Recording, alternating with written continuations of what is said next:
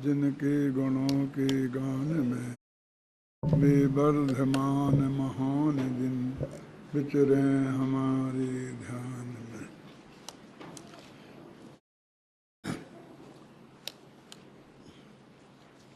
185 page निकालो।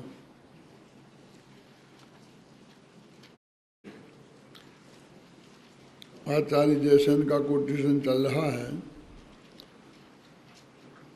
कुछ विशेष है जो इस प्रकार है ना, किंच विशेषा जो संस्कृत में कल बताया था ना, ये उसका अर्थ है।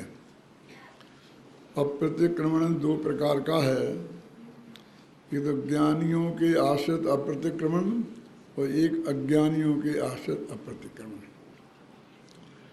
उनमें अज्ञानी जनाश्रित अप्रतिक्रमण तो विषय कषाय की परिणति रूप ही होता है, क्योंकि विषय कषाय में है, उसको उसने प्रतिक्रमण नहीं किया तो उसी में लगा रहेगा। किंतु ज्ञानी जनाश्रित अप्रतिक्रमण शुद्धात्मा के सम्यक श्रद्धान ज्ञान और अनुष्ठान माने आचरण स्वरूप त्रिगुप्तिमय यानी स्वानुभूतिमय होता है। जब वो कहते हैं अपने त्रिगुप्ति ते सहज टरें ते, तो त्रिगुप्ति वाले जो होते हैं वो शुद्धोपयोगी संत होते हैं।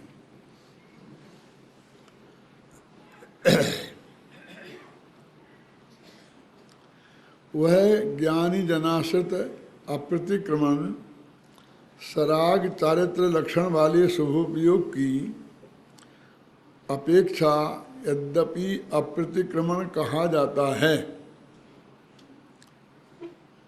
तथापि वीतराग चारित्र की अपेक्षा वह अप्रतिक्रमण वस्तुतः निश्चय प्रतिक्रमण ही है। उस भूमिका में दोनों चीजें हैं ना, सराग चारित्र भी है और वीतराग चारित्र भी है, तो उन दोनों को अलग अलग कर दिया। यदि कोई कहे कि वह अप्रतिक्रमण निश्चय प्रतिक्रमण कैसे है, तो उससे कहते हैं कि समस्त शुभाशुभ आश्रव रूप दोषों के निराकरण रूप होने से वह अप्रतिक्रमण निश्चय प्रतिक्रमण ही है। कितना क्लियर लिखा है, कहाँ राजेंद्र, हाथ उठा, देखो कितना क्लियर है। समस्त शुभाशुभ आश्रव रूप दोषों के निराकरण से, माने समस्त शुभ और अशुभ, इनके साथ फिर आश्रव और फिर दोष दोनों शब्द लगे हुए हैं और समस्त लगा हुआ है, माने कोई नहीं छोड़ा। आप किसको मोक्ष मार्ग कहना चाहते हैं? माने यहाँ जो कम से कम आप कहेंगे नहीं दूसरी जगह है, तो कम से कम इतना तो माने कि यहाँ नहीं है वो,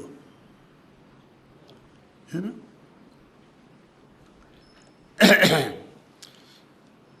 इसलिए यह निश्चय हो गया कि स्वानुभव रूप अप्रतिक्रमण ही निश्चय प्रतिक्रमण है। अब स्वानुभूव क्या है? क्या वो तो अनुभव शुद्धोपयोग में चला गया, तो अब मैं ये छोड़ता हूँ, ये छोड़ता हूँ, इसकी गलती की ये माफ़ करता हूँ, ये गलती ये माफ़, ये कहाँ आ गया? उस विकल्प जाल से क्या प्रयोजन है? और उसकी निरर्थकता और सार्थकता के संदर्भ में मैं आपको कुछ थोड़ा सा ये बताना चाहता हूँ कि श्वेतांबर परंपरा में रोजाना प्रतिक्रमण करने का, पर्व के दिनों में प्रतिक्रमण करने का बहुत रिवाज है। सारे कार्यक्रम बंद करके भी वो प्रतिक्रमण करते हैं, और छोटा प्रतिक्रमण और बड़ा प्रतिक्रमण है। अब पूज्य गुरुदेव श्री ने समय सार पढ़ा है, अब उनने ये निश्चय और व्यवहार सारा प्रतिक्रमण की बातें जानी है, तो उन्हें वो बात बिल्कुल निरर्थक लगती है। और आगे खुद ही सर्वसिद्ध ज्ञान अधिकार में ये सब बातें बताई हैं, विस्तार से चर्चा की है। लेकिन अभी क्षेत्र काल का कितना असर होता है वो बता रहा हूँ मैं आपको।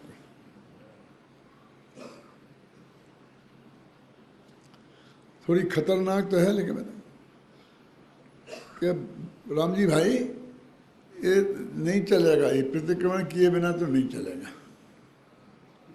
अपन यहाँ बैठे हैं ना सौराष्ट्र में, यहाँ ये प्रतिक्रमण तो करना ही पड़ेगा, नहीं तो लोग हमें जैनी नहीं कहेंगे। अब हमको लोग जैनी माने, कम से कम वो प्रतिक्रमण के। तो राम जी भाई ने कहा हाँ मैं बना दूंगा। तो राम जी भाई ने 10 गाथाएँ यहाँ से ली, 10 गाथाएँ समय सार की, 10 गाथाएँ प्रवचन सार की, और सब जोड़ जाड़ करके उन्होंने कह दिया ये अपना सोनगढ़ वालों का प्रतिक्रमण तैयार है, पापा ने इनका पाठ करेंगे प्रतिक्रमण। ऐसे चला कि नहीं चला बोलिए। मैं ये बताना चाहता हूँ कि इतना बड़ा महापुरुष, इतना निर्भय आत्मा, उसको भी ऐसा प्रतिक्रमण चलाना पड़ा है? अब कैसा सोनगढ़ में भी होता था, सोनगढ़ में भी होता था, कि वो हमारे हिंदी प्रांत में नहीं चला, वो वहीं हो जाता था, लेकिन उसका किसी ने अनुकरण नहीं किया, क्योंकि हमारे यहाँ तो वो समस्या ही नहीं थी। हमारे यहाँ तो यदि प्रतिक्रमण नाम की चीज़ को शुरू करें 14 के दिन, तो लोग कहेंगे कि देखो ये क्या आ गया, ये आ गया, मतलब ये नया पंथ आ गया। हमारी उल्टी समस्या थी। मैं ये कहना चाहता हूँ कि हमारे वे साधर्मी भाई गुरुदेव श्री के अनुयायी हमारी इस कठिनाई को क्यों नहीं समझते?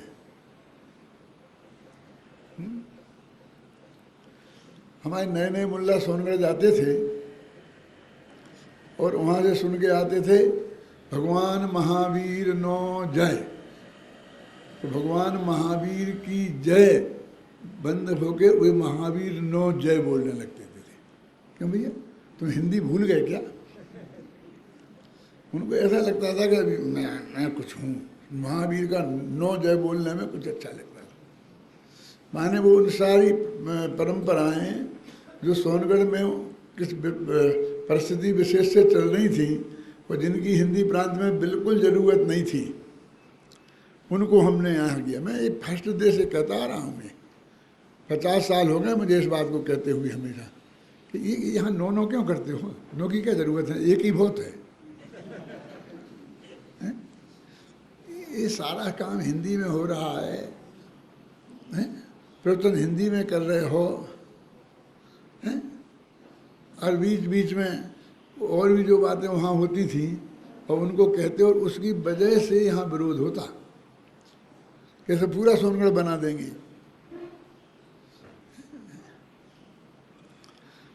जैसे समय सार की स्तुति पहले वहाँ बोली जाती थी, और प्रवचन सार पर प्रवचन चल रहे हों तो भी समय सारी की बोली जाती थी ना। तो अब अपने यहाँ जिनवाणी स्तुति बोली जाती है, अंत में बोली जाती है, शुरू में नहीं बोली जाती है। यदि आपको बहुत बुलास छूट रही है तो फिर जिनवाणी स्तुति बोलो ना। समय सार जिनवाणी समय वो बहुत व्यापक है जिनवाणी शब्द, और उसमें आ गई ना वो। इन बातों का बहुत विरोध हुआ हमारे, इस वजह से माने वो जो सोनगढ़ी पना दिखता था तो फिर वो हमारा प्रवचन मुश्किल हो जाता था। और यदि हमारा शुरू से अंत तक हिंदी पना दिखे तो कोई दिक्कत नहीं होती थी। मैं ये बात इसलिए कह रहा हूँ, थोड़ी कुछ लोगों को कड़वी लग सकती है, क्योंकि जिस कारण से गुरुदेव ने वहाँ वो प्रतिक्रमण शुरू किया, उसी कारण से हम अपने हिंदी प्रांत के लिए ये आपके एक अपेक्षा करते हैं कि आप यहाँ पत्थर मत फेंको, शांत। क्योंकि उस वक्त तो हमारे मंदिर एक भी मंदिर नहीं था हिंदी प्रांत में। उन्हीं पुराने मंदिरों में जहाँ सारी समाज पूजा पाठ करती है, उन्हीं में पूजा पाठ करना पड़ता था, उन्हीं में प्रवचन करते थे, और उन्हीं में से फिर मोक्षु बनते थे। अब हमें ऐसा अलग करके बस वो कोई हमारी सुनने आएगा ही नहीं, तो हमने मोक्षु बनने का चांस लोगों को ख़त्म कर दिया। उसे तत्व ज्ञान से मोक्षु बनने दो ना, उन्हें ये समझाओ जो ये बात आ रही है, ये शास्त्र का प्रमाण दिखा के बताओगे कुंद की है ना, ये निकाल के बताओ, ख्याल में आई ना, तब तो उनके गले वो बात उतरेगी। अभी देखिए प्रतिक्रमण की कितनी व्याख्या चल रही है अपने यहाँ। इतने स्पष्ट शब्दों में लिखा है। और वो कसाय पहाड़ जैसे ग्रंथ में, कसाय पहाड़ी था ना, है?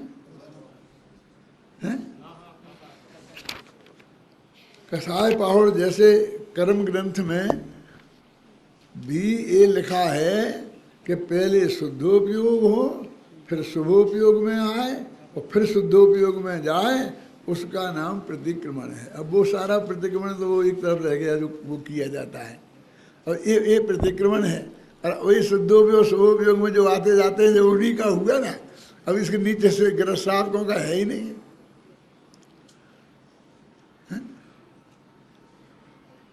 क्या नुकसान है साहब करने में? तो तुम तो केवल ज्ञान भी कर लो ना, नुकसान तो केवल ज्ञान होने में भी कुछ नहीं है ना। लेकिन होता नहीं है ना उसके पहले, कहाँ से कर लोगे? हम क्या चाहते हैं कि गृहस्थ धर्म की पूरी सुविधाएं उठाएं और मुनि धर्म की एक आध क्रिया करके उसका भी लाभ ले लें। आचार्यों ने वो क्रिया उस भूमिका में बताई है तो उसके नीचे संभव नहीं है, इसलिए बताई है।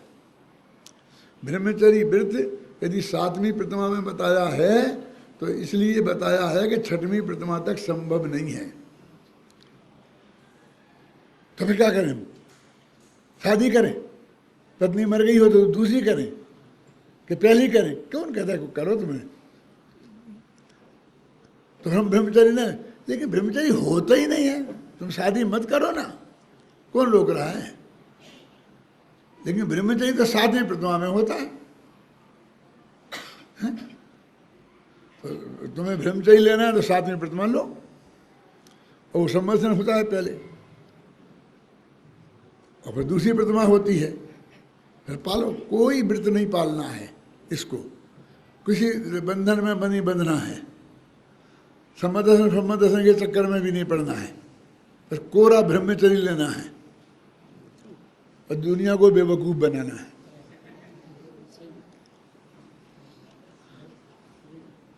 कि गुरुदेव भी तो देते थे ना, गुरुदेव साफ कहते थे कि ये नहीं है, ये तो स्वाध्याय के लिए निर्वृत्ति है, कि तुमको ज़्यादा दुनियादारी के चक्कर में नहीं उलझना पड़े। शादी करोगे, बच्चे होंगे, फिर उनकी कमाना धमाना सब, इसके लिए ये निर्वृत्ति है।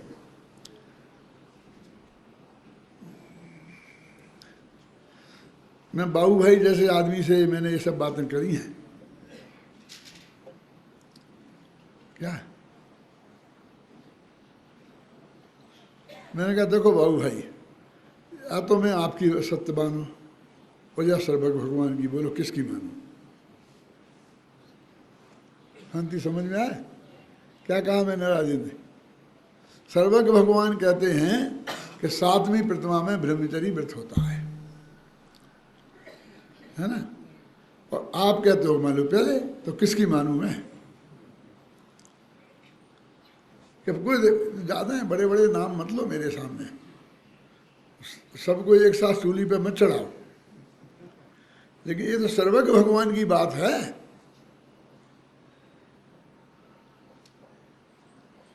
कोई भी कहे इसमें कुछ मीन मेख नहीं हो सकती है। उन्होंने इतना ऊपर जाकर के किया, उसके पहले ब्रह्मचर्याणु व्रत की बात करी, तो तुमने ब्रह्मचर्याणु व्रत लिया है पहले, जो ब्रह्मचर्य व्रत ले रहे हो? देख रहे हैं ना? इसलिए ब्रह्मचारियों की क्या दुर्दशा है। मुकदमाबाजी, झगड़ा, जितने जितने झगड़े टंटे के काम है सब इनके जुम्मे हो गए। क्यों? खाली है दिन भर और कुछ सोचते ही नहीं है। यदि वो सही स्थिति से लिया होता तो ये इसमें हो सकता है, इस भूमिका में ये बात हो सकती है। ऐसे जी प्रतिक्रमण भी कर लेंगे। अरे पहले शुद्धोपयोग में जाओ, पहले प्रत्याख्यान हो, फिर वहां से आएंगे ही सीधी सबक श्रेणी में चढ़ के केवल ज्ञान तो हो नहीं जाएगा, तो फिर द्वारा शुद्धोपयोग में जाएंगे, उसका नाम प्रतिक्रमण है। सोनगढ़ में भी होता था, गुरुदेव का भी तो बताया ना, गुरुदेव का कैसा होता था।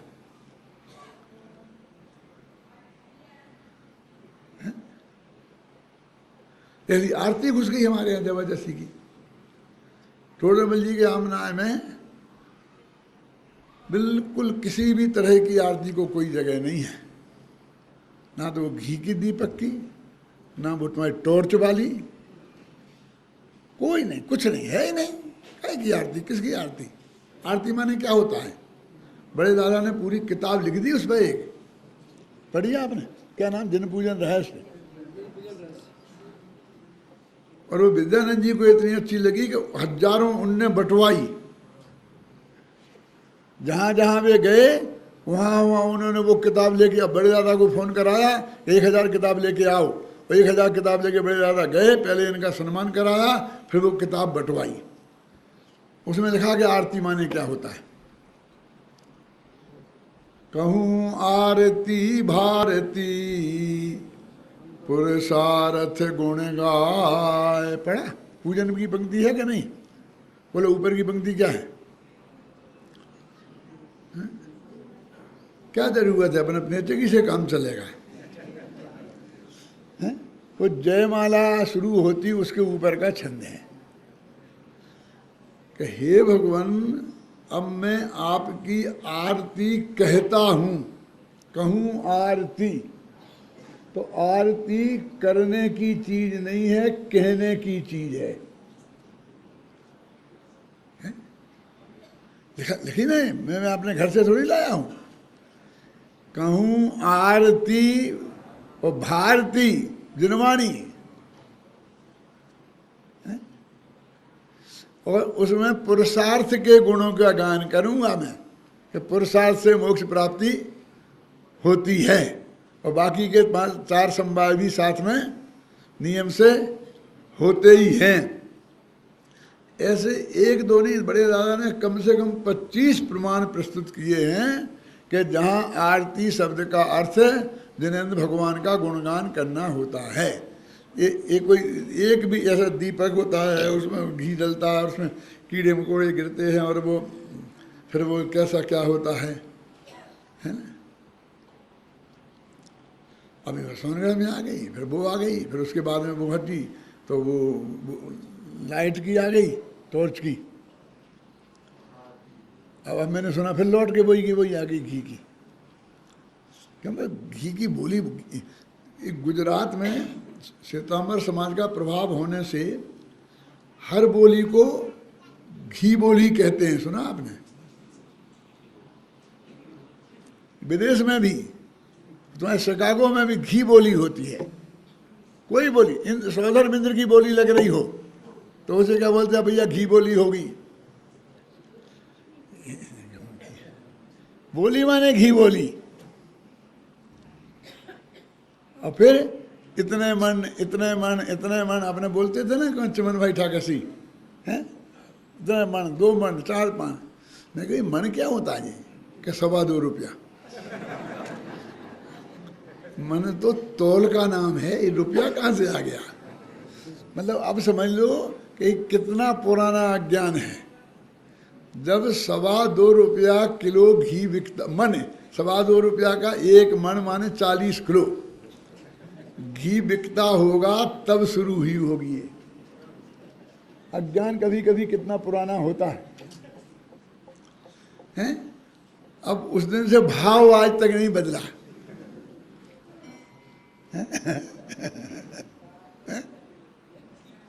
घी बोली अब ये है। अब इनने अपनाई क्या की जो भी। अब गुरुदेव का नाम लेके हमारे यहाँ नहीं घुसेड़ सकते इसको। हमको तो जाके बोलेगा, हमारी सेठानी जी तो 20पंथी थी, तो उन्हें तो घी की आरती चाहिए थी, वो दीपक चाहिए था, हैं? अरे अब हम पहुँच गए तो केरवेर का संग हो गया। हम कहेंगे जी कि टोडरमल जी का मंदिर है, टोडरमल जी का स्मारक है, इसमें जी कैसे चल सकता है? बहुत झगड़ा हुआ। हमारा मंदिर हमने बनाया और हम अपनी आरती तक नहीं कर सकते हैं? फिर गुद्दका जी बीच में पड़े और वो लाइट और शैतानी से कहा इससे कर लिया करे। हमसे कहा कि दादा चलने तो थोड़ी। अब किस वक्त क्या चीज कैसे घुसर जाती है आप भी हमसे कह सकते हैं कि आपके स्मारक में क्यों चली वो, अब नहीं चलती है, झगड़ा खत्म। मेरे कहने का मतलब ये है कि द्रव्य क्षेत्र काल की कहाँ कैसी परिस्थितियाँ बनी और कहाँ कौन चीज़ चल गई, उससे उस अज्ञान के पीछे गतानुगत को लोका, बस चलो एक तरफ भेड़ के पीछे भैंस, भेड़ जाती कुएं में गिरती जाती है, हम सब क्यों कुएं में गिरते जाएं?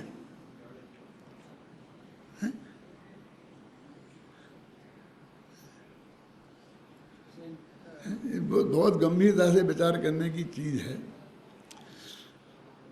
आप वहाँ जाएं, गुजरात के एरिए में जाएं और पूरा गुजराती में प्रवचन करें और सब करें, तो फिर साथ में वो भी बोलें, तो हमको कोई ऑब्जेक्शन नहीं है।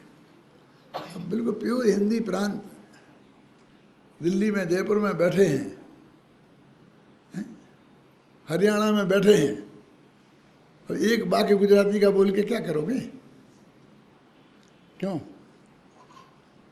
तो गुजरात में तो बोल सकते हैं कि नहीं, पहले पूरा गुजराती में प्रवचन करना, तब बोल सकते हो।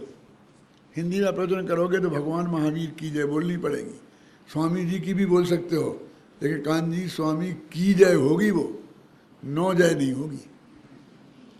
अब इतने चिढ़ते हो कि हाँ, बहुत चिढ़ता हूँ मैं 25वां दफ़े ये व्याख्यान दे चुका हूँ सब जगह, और बहुत लोगों को नाराज़गी होती है, इससे मैं जानता हूँ, लेकिन मैं तो कभी ज़िंदगी में किसी ऐसी नाराज़गी की परवाह कभी किसी की नहीं है।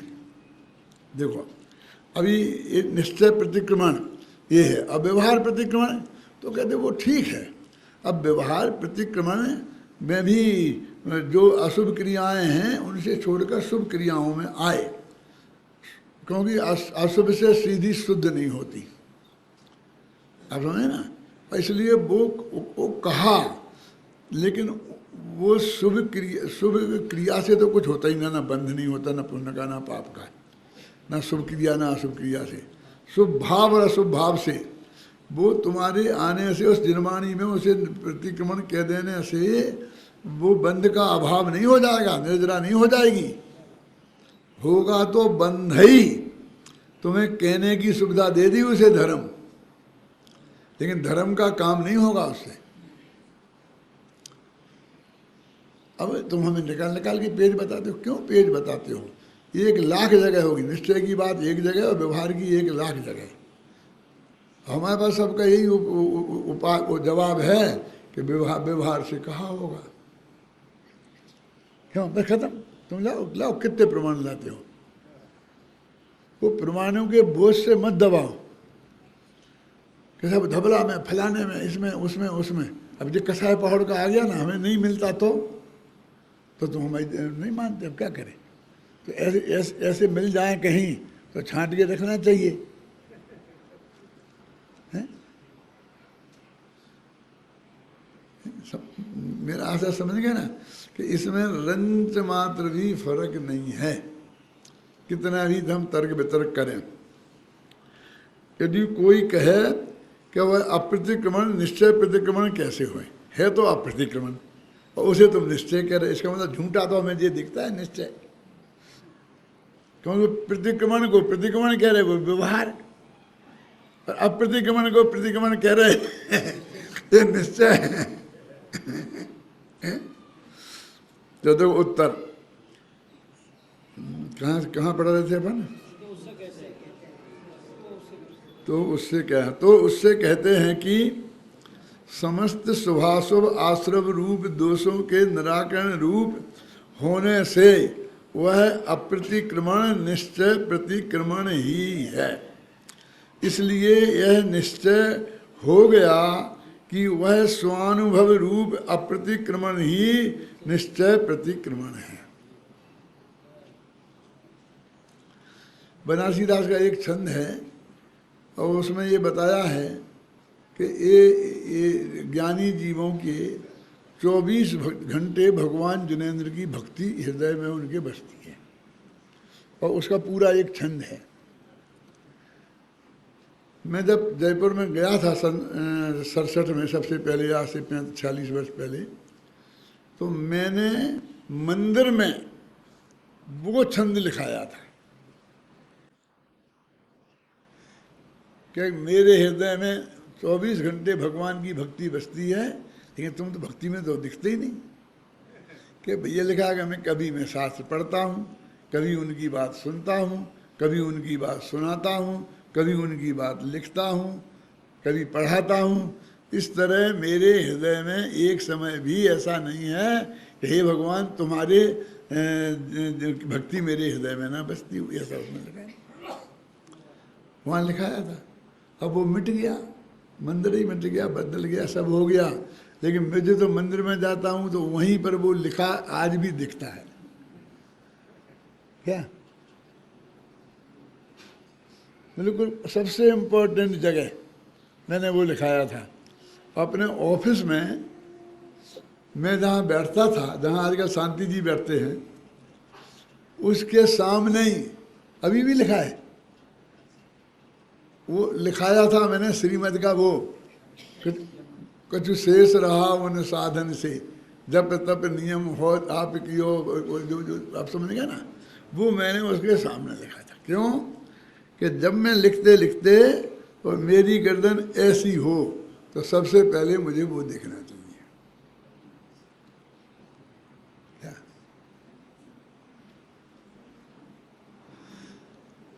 तो ये ऐसी चीजें हैं, इन पर वे लाखों प्रमाण निछावर हैं।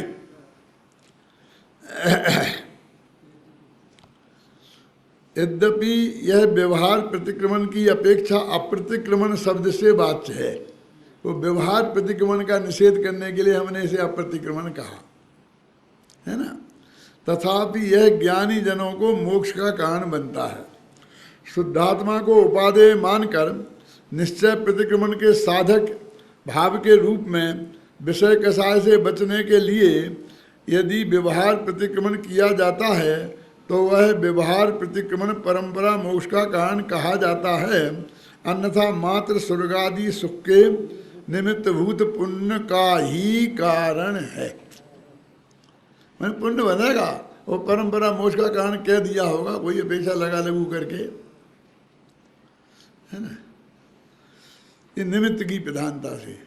तो इसका ऐसा होता है कि जब हमने महाविद्यालय खोला था तो सबसे पहले एक 13 विद्यार्थियों का बैच था, जिस पहले बैच में जतीश भाई, अभिनंदन कुमार जी, अभय कुमार जी, राकेश नागपुर वाले, ये सब लोग थे। तो एक लड़का और था जिसका नाम था, वो इंजीनियर पास करके आया था, क्या नाम था भैया?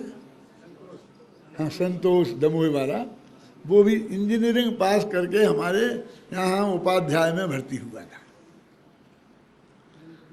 और बस पढ़ के शास्त्री होके निकला 5 साल बाद। तो हम आज भी जब विदाई समारोह करते हैं तो हर एक को बोलने के लिए मौका देते हैं और उसे उन्हें कुछ पॉइंट बता देते हैं। तो हम बैठे सुन रहे थे, 5 साल हमने उन्हें पढ़ाया था, खुद पढ़ाया था एक एक सब चीज़ें। और जब उसने बताया कि मेरे कोई मतलब ये महासौभाग्य कैसे मिला, मतलब मैं शास्त्री हुआ, ये तत्व ज्ञान मुझे मिला, तो उन्होंने ये सुनाया कि मैं रेल में कहीं जा रहा था तो वहाँ पर एक पंडित भगवान दास जी मुझे मिले, वो भी दमोह के थे, और उनने मेरे से कहा कि तुम टोडरमल स्मारक भवन में पढ़ने जाओ। और इसलिए मेरे को ये सब कुछ हो गया। जब मैंने भाषण दिया अंत में, मैंने कहा बेटा निमित्त, मैं भी निमित्त ही तो हूँ। जिसने 5 साल लगातार पढ़ाया उस निमित्त को भूल गए। वो 1 सेकंड उस रेल में उसने ये कह दिया था कि वहाँ पढ़ने जाओ, और तुम्हें वो एड्रेस भी पता उन्होंने नहीं बता पाया था कि कहाँ जाना है। तो एक निमित्त की प्रधानता जगत में कितनी है, कितनी है, आप समझ लो। देखो अब अकेले उसकी बात नहीं है, अभी यहाँ सब आदमी आपस में चर्चा करते हो, चर्चा करोगे वो बात नहीं करते हो आज तक, तो सब 90% बताते हैं कि मैं यहाँ गुरुदेव के पास कैसे आया। वो उसने कहा था कि उसने कहा था कि उसने कहा था, और उसने कहा था कहानी है ना। है? क्यों? समझ गए ना। वो बिल्कुल तुच्छ निमित्त, तुच्छ नहीं, तुच्छाति तुच्छ। हैं? अब मेरे पास कोई शब्द नहीं है, हैं? वो ही ऊपर जाके माथे पर चढ़ के बोलता है, और बीच में कितने कितने निमित्त बीच में आए और वे सब गौण हो जाते हैं। ये निमित्त तो एक दूसरे को काटते हैं।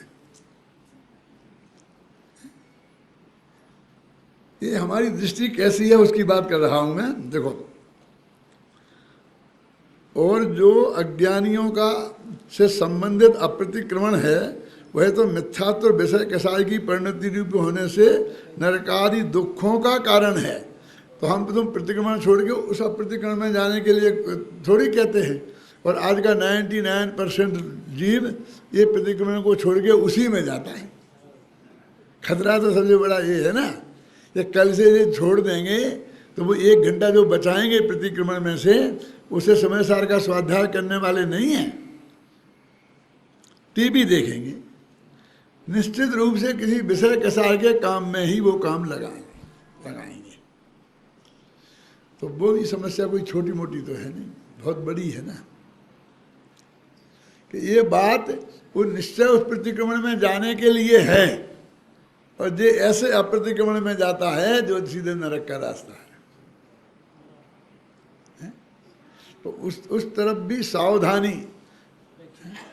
वो आगे आगे बहुत अच्छा कलश आने वाला है ना, यहीं आने वाला है, तो मैं अभी नहीं पढ़ता हूँ उसे, है ना। हाँ हाँ हाँ, दुविधा क्यों जाती हो।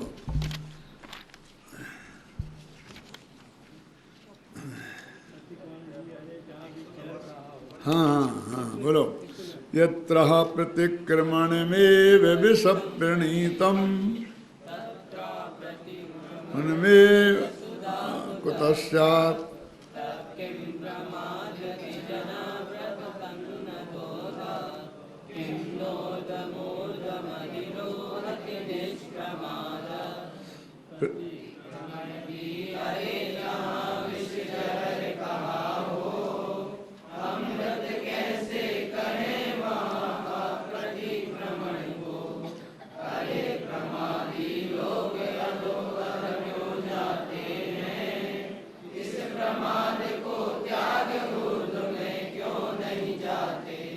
कितनी करुणा भाव। हमें कहना मुश्किल है, हम कह रहे हैं प्रतिक्रमण को छोड़ो भैया, ये पुण्यबंध का कारण है, इसे छोड़ो।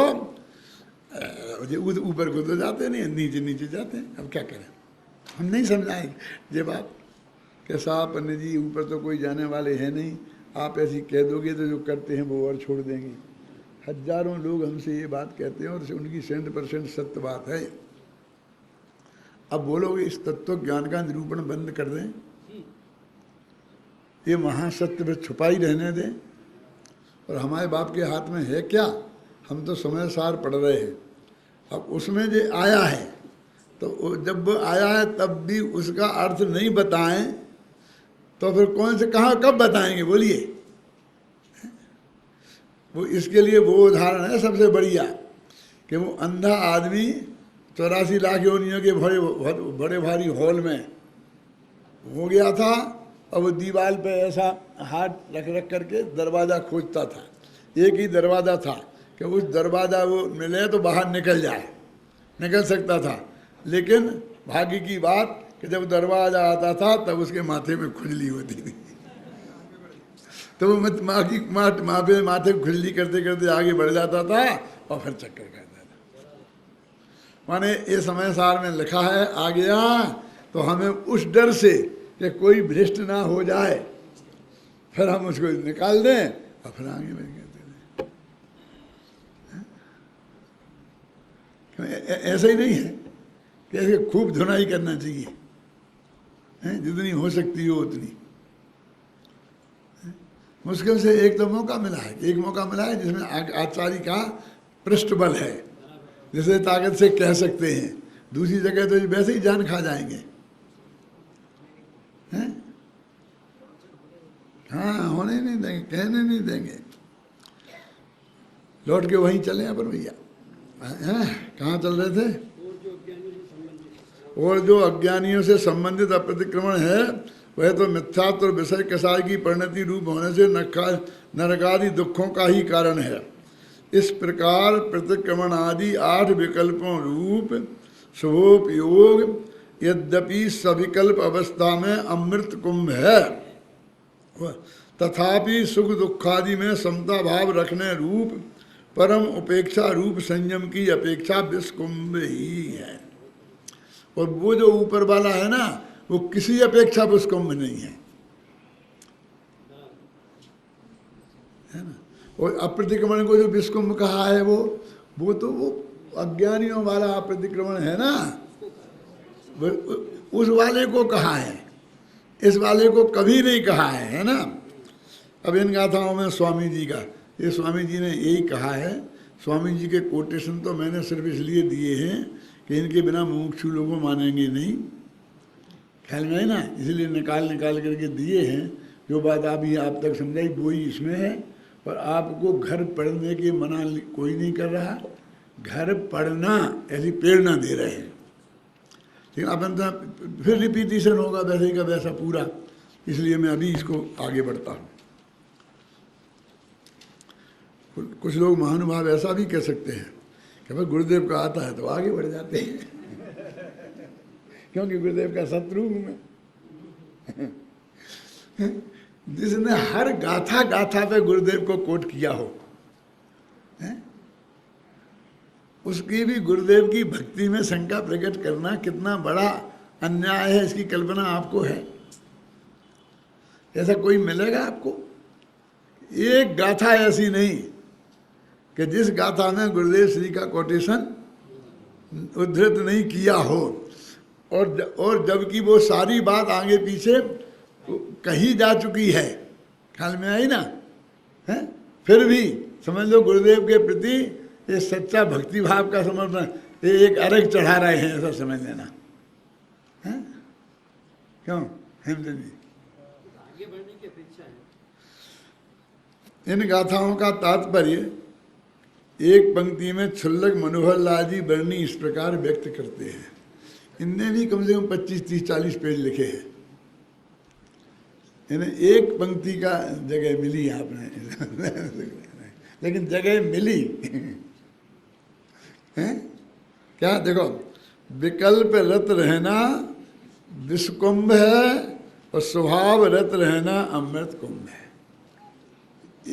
एक पंक्ति में सब कुछ आ गया ना, क्या कम रहा? राजनीति है ना। विकल्प में लीन होना ये विषकुंभ है, और निर्विकल्प भगवान आत्मा में लीन होना वो अमृत कुंभ है। बस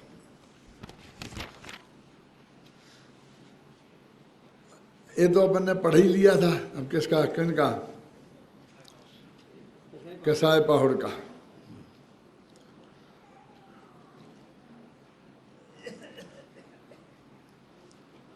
ये खत्म होने के बाद कहाँ से फिर बात शुरू होती है?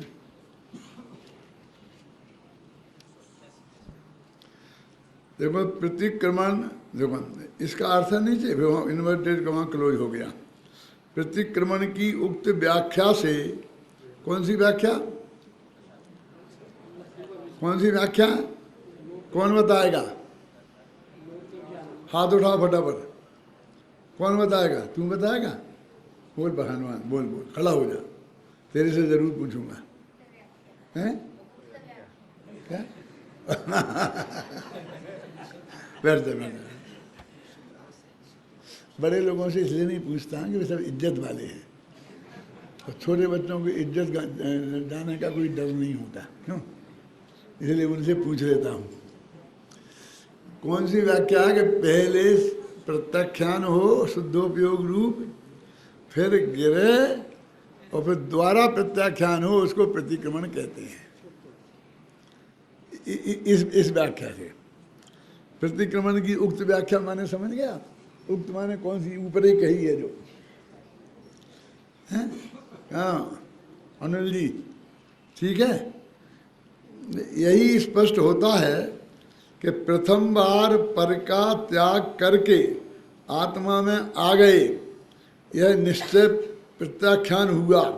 फिर कमजोरी के कारण आत्मा से च्युत होकर पर में चले जाने पर पुनः पुरुषार्थ पूर्वक शुद्धोपयोग को प्राप्त होना और आत्मा में लौट आना ही निश्चय प्रतिक्रमण है। इस प्रकार निश्चय प्रत्याख्यान ही भी शुद्धोपयोग रूप ही है और निश्चय प्रतिक्रमण भी शुद्धोपयोग रूप ही है। अब चाहे उसको तुम निश्चय प्रत्याख्यान कह दो, चाहे निश्चय प्रतिक्रमण कह दो, बस नाम की बात है। इस तरफ से नाम के ये रख दिया, उस तरफ से ये रख दिया, बात बस सिर्फ एक वही है।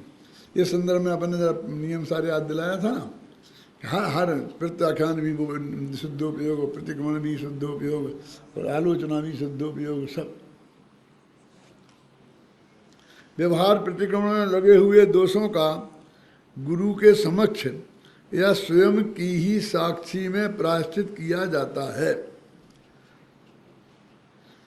यहाँ यह कहा जा रहा है कि गलती करके भी प्रायश्चित नहीं करना व्यवहार अप्रतिक्रमण है और वह बुस्कुंभ है, ठीक है।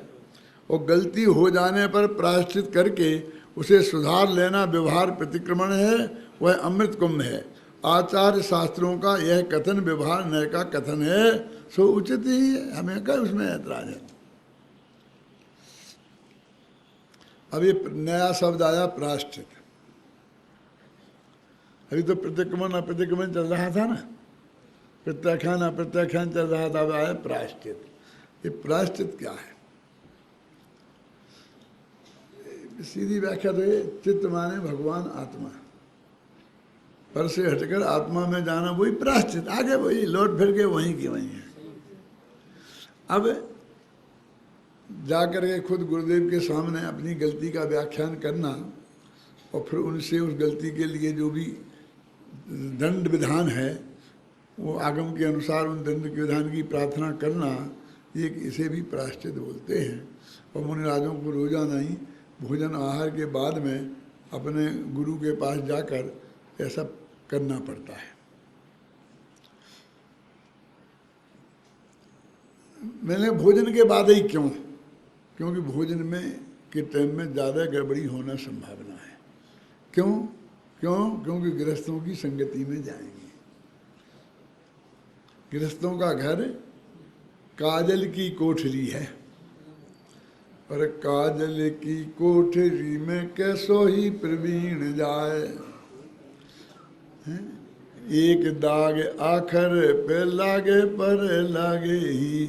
तो काजल की कोठरी में गए थे, अब वहाँ जाके बनाओगे ये ऐसी ऐसी गलती हो गई, आचार्य देव में आज्ञा पालन करो। क्यों नहीं?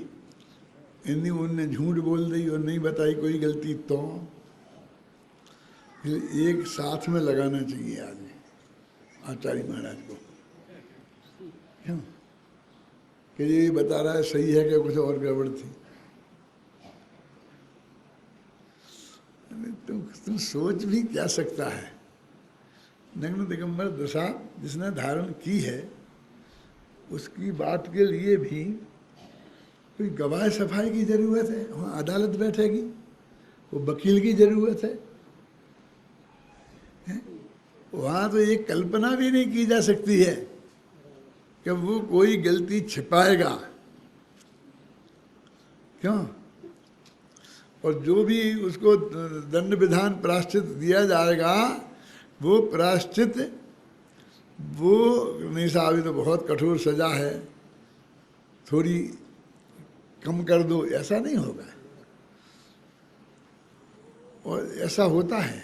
सुनो, एक मुनिराज आए और उन्होंने कहा कि मेरे से ऐसी गलती हो गई, जो भी गलती बताई, तो उनके लिए आचार्य ने दंड दिया कि 3 दिन के उपवास करो।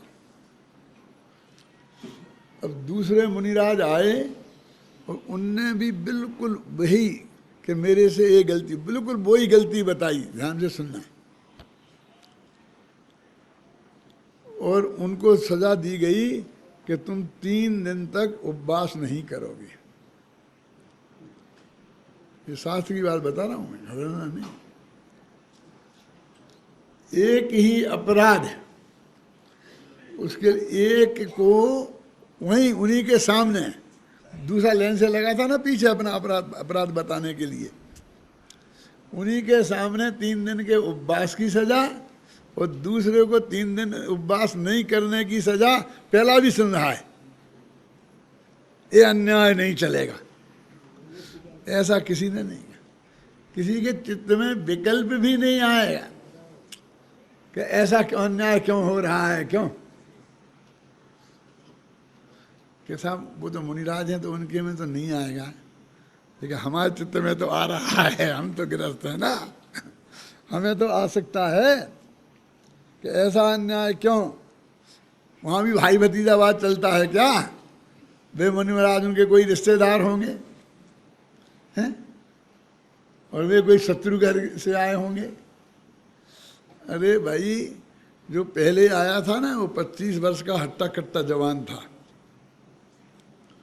है ना, और उससे वो जो गलती हुई थी किसी माँ बहन की तरफ देखने की या कुछ भी जो भी समझ लो, तो वो आचार्य समझ रहे कि जरा जरा वो ज़्यादा ही वो है ना मस्ती आ रही है, तो 3 दिन का खाना नहीं खाएगा तो कुछ वो डाउन हो जाएगी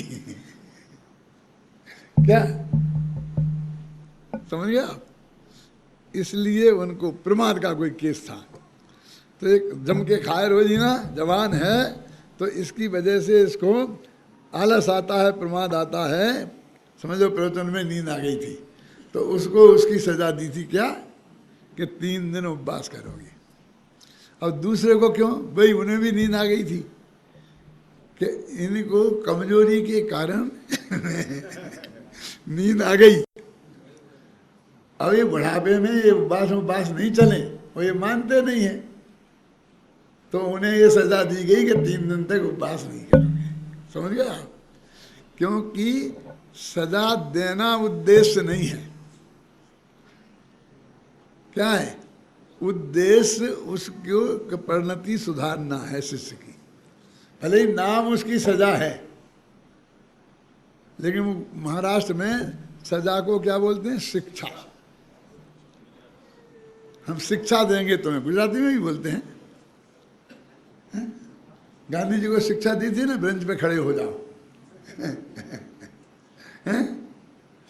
तो वो सिखा रहे हैं एक चीज, वो दंड नहीं है, वो शिक्षा है। माने उस सामने वाले के चित्त में ऐसा विकल्प नहीं आता है कि ये अन्याय करेंगे ना, ये अन्याय करते हैं, होगा कोई कारण, अपनी समझ में नहीं आया तो नहीं आया, समझ में नहीं आना उतना बड़ा अपराध नहीं है, लेकिन उससे फिर समझे ना, पक्षपात की गंध उसमें खोजने का विकल्प भी आना तो गए काम से, समझ लो। वो आती ना रक्षाबंधन की कहानी, तब उसमें हाथ आ गया जब अकम्पनाचारी को आए सुरसागर सामने, उन्होंने वाद विवाद किया था तो उन्हें डर लगा कि अब ये आएंगे ऊधमबाजी करेंगे, तो जाओ वहीं मरो, तुम्हारे लिए सब सारा संग सजा क्यों भोगेगा, क्यों? ऐसा लिखा पुराने में। मेरे को नहीं पता,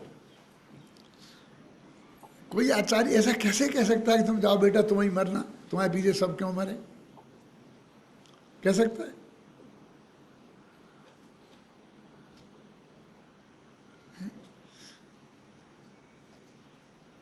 तो मैंने इसके लिए कहानी लिखी रक्षाबंधन की, और मैंने क्या किया उसमें, तुम तो कहोगे बदल दी, मैं भी कहता हूं बदल दी। कि वो जब आए और उन्होंने सारा किस्सा सुनाया सुरसागर ने कि वाद विवाद हुआ और मैंने उनको पूरा भव की याद दिला दी, और ऐसा हुआ, उनकी सारी इज्जत वो निजी गजन करके रह गए, राजा के देख कर कुछ कर नहीं सके, चले गए। तो अकम्पनाचारी एकदम गंभीर हो गए, डर गए। अरे उनका नाम अकम्पनाचारी नहीं था, नाम तो कुछ और होगा। ये अकम्पनाचारी तो उनकी उपाधि थी कि बड़ी सी बड़ी विपत्तियों में जो कांपे नहीं, उसका नाम अकम्पन। ये नामों से ऐसा लगता है कि ये कहानी काल्पनिक है, घबराना नहीं कपने वाले आचार्य का नाम अकम्पन, बाद ठोक के लड़ने वाले का नाम सुरसागर, और रक्षा करने का नाम वाले का नाम विष्णु कुमार। ये सब बिल्कुल ये लेखक के दिए हुए नाम नहीं लगते हैं।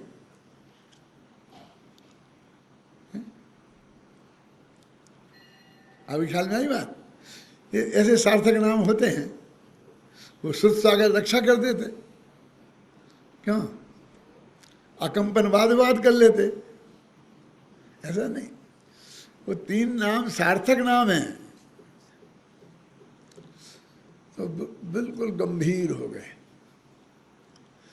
तो ये बात ये देखा श्रुत सागर ने, तो श्रुत सागर को ये समझते देर नहीं लगी कि आचार्य अकंपन के चेहरे पर इतनी गंभीरता आज क्यों? उनके बिना बोले उनने वो बात समझ ली जो चिंता का कारण था उन्हें। क्या? तो उनने कहा कि हे गुरुदेव, आप बिल्कुल विकल्प नहीं करें, मैं संघ पर किसी तरह की आँच आई ये बात नहीं होने दूंगा। अब मैं आपसे आज्ञा मांगता हूँ कि मैं वहीं जाता हूँ और वहीं खड़ा रहूँगा और वहीं ध्यान करूँगा, जो कुछ होगा मैं भोगूंगा। उनने ये प्रस्ताव किया, मैंने इतना चेंज किया उसमें है? तो अकंपन ने क्या कहा? पढ़ी वो कहानी, आप कुछ भी कहो में है ना, क्या है, क्या क्या कहा उन्होंने अकंपन ने कि ऐसे श्रुत सागर रोज रोज पैदा नहीं होते। समझ में आया कि नहीं आई? ऐसे श्रुत सागर रोज रोज पैदा नहीं होते। हजारों में एक आदमी इतना गहरा अध्ययन करने वाला कि श्रुति की शास्त्रों की गहराई को प्राप्त कर ले, लाख हजारों में एक आध होता है। मैं अपने इस श्रुत सागर को मरने के लिए जाने नहीं दे सकता, तो मरने की आज्ञा नहीं दे सकता। तुम तो कह रहे कि आदेश जा मर जा, मरी हुई जाना आदेश दिया था। मैं कहता हूं कि तुम तो वो मांग रहा है तो कहते नहीं दे सकता है? कि गुरुदेव ये आज्ञा देने नहीं देने का सवाल नहीं है, सवाल संघ की सुरक्षा का है? इसलिए मैं अब जा रहा हूं कि नहीं अब आप आज्ञा दो नहीं तो मैं कैसे जाऊंगा, नहीं अब मैं जा रहा हूं। तो उन्होंने कहा तथास्तु, जाओ तुम अपने मिशन में सफल हो। ये आज्ञा देने का तरीका बिना आज्ञा के गए नहीं, और वो आज्ञा को किस तरीके से समझ लो मैंने दिलाई, मैंने क्या दिलाई। मैं तो कहता हूँ असली तरीका यही रहा होगा, और वो जो ना समझो ने बीच में उसको ऐसा रूप दे दिया। क्या? उनने तो आशीर्वाद दिया कि तुम सफल हो, मैंने मर जाने में नहीं, कि संग में पर कोई संकट नहीं आए, तुम्हारी ये जो भावना है ये भावना तुम्हारी सफल हो। अब आप वो कहानी पढ़ेंगे तो आपको ऐसा कुछ अंतर दिखाई नहीं देगा कि पहले की उस कहानी में इस कहानी में क्या फर्क है। अब वो कहानी फिर लिखी क्यों गई? लिखी तो सिर्फ इसलिए गई थी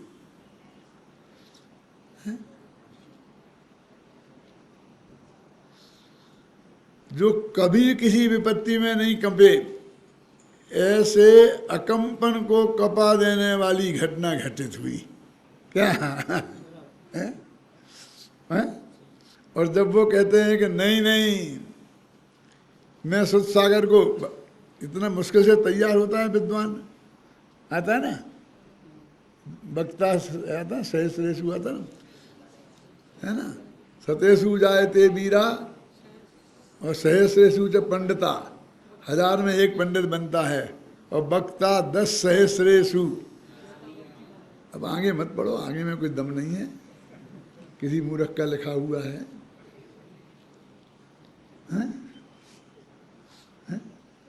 ये सेठियों की चापलूसी कहाँ तुम पढ़ते हो? 3 ही लेना चाहिए।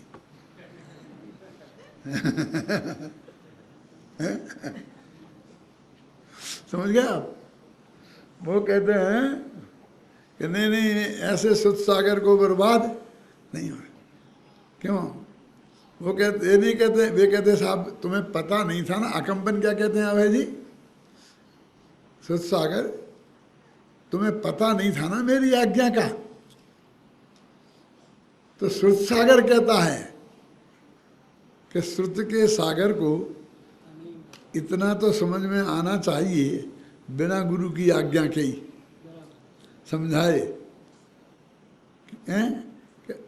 रास्ते चलते चाहे जिससे वाद विवाद करना ये श्रुत सागरों का काम नहीं है, संतों का काम। ये बात तो श्रुत सागर की अकल में आना चाहिए थी।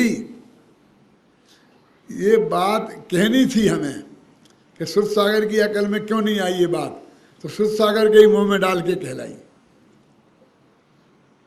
आप समझे ना? एक एक शब्द पे में होता है, उसका नाम साहित्य है। एक एक पंक्ति में कुछ भी कहना ना कहानी, उसका नाम साहित्य नहीं है क्या? एक एक पंक्ति में, जैसे अपने पश्चाताप है ना, तो एक एक पंक्ति में एक अद्भुत बात कही गई है, हैं? क्या क्या हो सकता था, क्या क्या किया जा सकता था, क्या क्या तुमने नहीं किया, वो सारी बातें कहीं, लेकिन वो सब राम ही कह रहे हैं। वो राम कहीं से किसी दूसरे से कहलवाओ तो वो ऐसे लगता है अदालत में केस, आरोप पे आरोप लगाए जा रहे हैं। अब वो खुद ही कह रहे हैं कि ऐसा नहीं हो सकता था क्या, ये अग्नि परीक्षा पहले नहीं हो सकती थी क्या, ये ऐसा नहीं हो सकता था क्या, हैं? मैंने ऐसा क्यों किया? कि कोई कुछ कह नहीं, मतलब एक ही चीज को प्रस्तुत करने के अनेक तरीके होते हैं। तो हमको यदि व्यवहार के लोभ की बात थोड़ी कहते हैं कि शुद्धोपयोग में पहुंच जाना ये हर एक आदमी को सादा बात तो है नहीं, कि गृहस्थों की तो है ही नहीं, तो हमारी तो छुट्टी। अरे बेटा, तुम्हारी करने से भले ही छुट्टी हो, लेकिन समझने से छुट्टी नहीं है। समझा तो यहीं जा सकता है, समझा तो यहाँ जाना चाहिए सम्यक दर्शन होने के पहले। क्योंकि वो ऐसा प्रतिक्रमण, ऐसा प्रत्याख्यान भले ही जब होगा तब होगा, वो समझ में आज हमें आना चाहिए। क्यों नहीं आया समझ में? लिखा ना कुंद कुंद ने, ये समय सार किन के लिए लिखा है? अप्रतिबुद्ध के लिए लिखा है। और ये बात वे समझा रहे हैं ना, तो हमारी समझ में नहीं आएगी?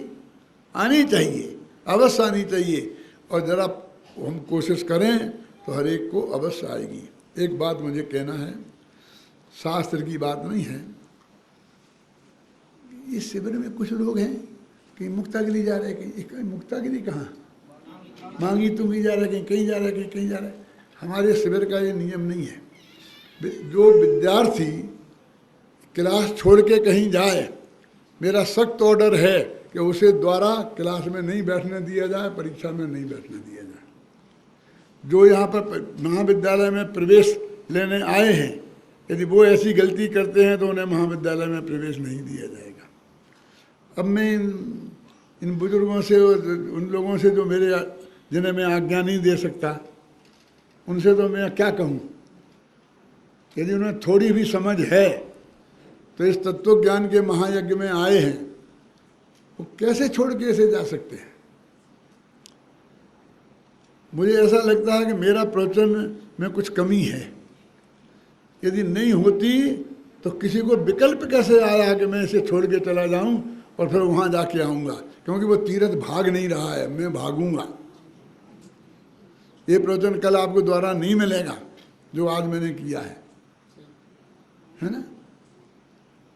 लेकिन मैं अपने कार्यकर्ताओं को ये कहता हूं कि जो भी व्यक्ति ऐसा करे उसका मुझे नाम आकर अवश्य बताए। कम से कम मेरे दिमाग में तो आए कि कौन व्यक्ति इतनी अरुचि वाला है कि इतनी मार्मिक बातें छोड़ करके भी यहाँ वहाँ जा सकता है। ये मैं जानना चाहता हूँ, जिससे मेरी दृष्टि में से दंड बड़ो करतार को चित्तें दियो उतार। ये सबसे बड़ा दंड है कि हम हमारी जो चित्त की गद्दी पे बैठे हुए हैं उसमें से उससे हम उतार दें कि ये बहुत आत्मार्थी हैं, देखो कितनी गर्मी में यहाँ आए हैं, तकलीफ़ है ठहरने की, खाने की, पीने की, लेकिन उसे बर्दाश्त करके भी सुन रहे हैं, समझ रहे हैं। ऐसा हमारे चित्त की गद्दी पे बैठे हैं ना, तो मैं थोड़ी सा बोझा कम कर लूँ, उन्हें चित्त की गद्दी पे से उतार कर। कोई भी आदमी अब आज से ये जब तक अपना कार्यक्रम चलता है कहीं नहीं जाएगा, और 7 तारीख को जब ये ख़त्म हो जाएगा 12 बजे, तो जिसको जहाँ जाना है वो जाए। सारे तीर्थ रहेंगे, कोई तीर्थ भागता नहीं है। तीर्थ पे जाने से मना करते हैं, हम काहे को मना करेंगे कहीं तीर्थ पे जाने से, लेकिन बीच में कोई नहीं जाएगा। कितना श्रम विद्वान लोग करते हैं, और इन सब लोगों ने कितना खर्चा किया है। मोटानी जैसे लोगों ने सबने अपने माथे पर सारा बोझा लिया है और आपको सब सुविधाएं जुटाई हैं। हमने कहा था कि हम आएंगे, आपके यहाँ ठहरने की व्यवस्था पूरी नहीं है तो हम आपको नहीं लगाएंगे शिविर।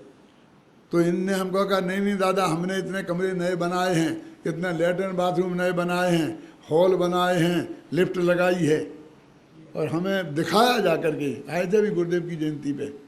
मैं भैया हम नहीं जाते ऊपर, कहने नहीं चलो, तो लिफ्ट है, ले गए कमरे दिखाए कि हमने ये बनाए हैं। अब इनको सब घाटे में जा रहा है, किसी को उसमें कुछ देने का भाव तो नहीं आता है, और उसका जो उन्होंने किया है आपकी कोई ऐसी खास अपेक्षा नहीं है।